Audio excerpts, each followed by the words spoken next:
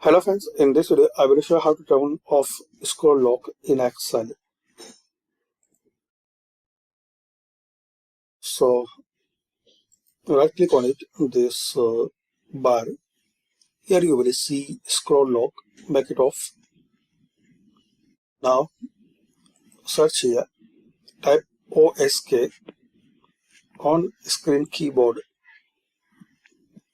Open on screen keyboard.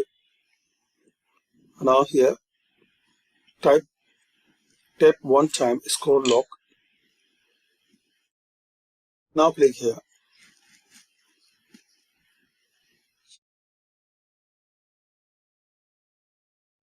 Right click on this bar.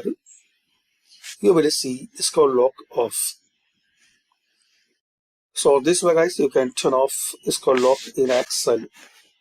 Thanks for watching. Please share, like and subscribe this channel.